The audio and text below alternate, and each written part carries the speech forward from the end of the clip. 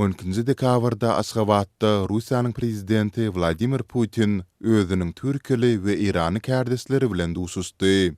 Bu dünýäniň iň bir ýapyk we repressiw ýurtlarynyň biri bolan Türkmenistanyň paýtagtynda ýurdun hemisilik bitaraplyk statusyny almagynyň 30 ýyllygyna bagyşlanyp geçirilýän seýrek halkara forumuň çäginde amala aşyryldy. Hökümet tanqidçilary Türkmenistanyň 1995-nji ýylyň 12 dekabrynda alan bitaraplyk durumuny özüni üzgünleşdirmek, sebit we halkara meselelerinden çetde durmak hem-de ýurtda sahyet kultuny güýçlendirmek üçin ulanýandygyny aýdarlar. Foruma gatnaşmak üçin Aşgabatda ençeme daşary ýurt liderleri, hökümet ýolbaşçylary, halkara we sebit guramalarynyň ýokary derejeli wekilleri geldi diýip resmi metbuat habar berýär. Forumyň dowamynda çykyş eden Putin, Türkmen prezidentine ýüzlenende onuň familiýasyny täwlik bilen aýdan pursady sosial media ulanjylarynyň ünsüni çekdi.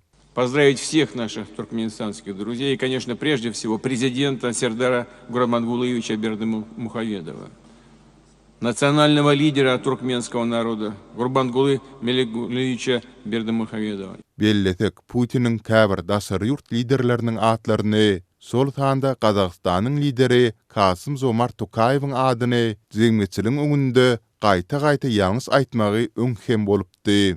Forumuň öňü tirasynda Kreml Putiniň Aşgabatda Iranyň prezidenti Masud Pezeşkiýan we Türkiýanyň prezidenti Recep Tayyip Erdogan bilen hem aýry-aýrylykda duşugynyň meýlestirilendigi habar beripdi.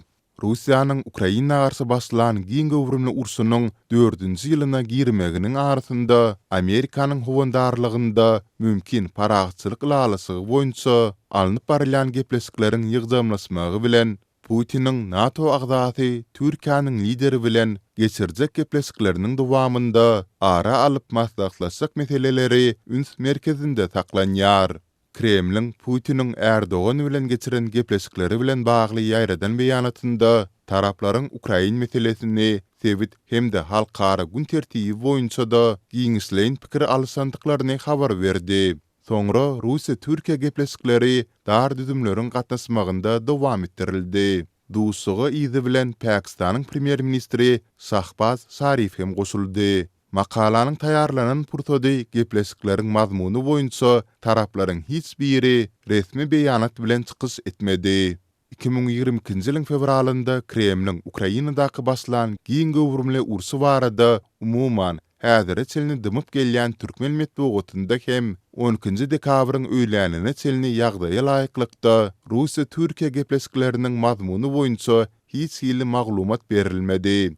Aşgabatda ýokary derejeli mihmanlaryň gatnaşmagynda durky täzelenen bitaraplyk binasyna gül destelerini goýmak dawarasy geçirildi. Habarçylarymyz bu çäre ýüzlerçe büdjet isgärleriniň studentleriň dagy daň bilen mejburi gelmeli edilendigini aýdýar.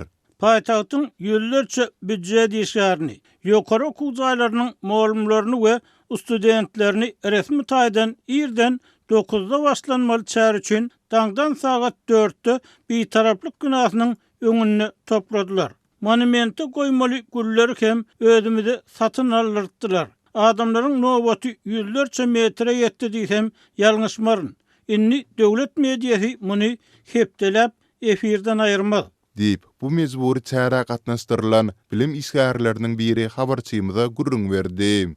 BMG'niň açyk gök reňkine täze çaýylan bitaraplyk binasynyň beýikligi 83 metr. Üstündäki el gaýsaryp duran ozalky awtoritar lider Sapar Murat Niyazowyň gyzyl çaýylan heýkeliniň beýikligi bolsa 12 metr bolup, binanyň jemi 95 metrdygy bellenilýär.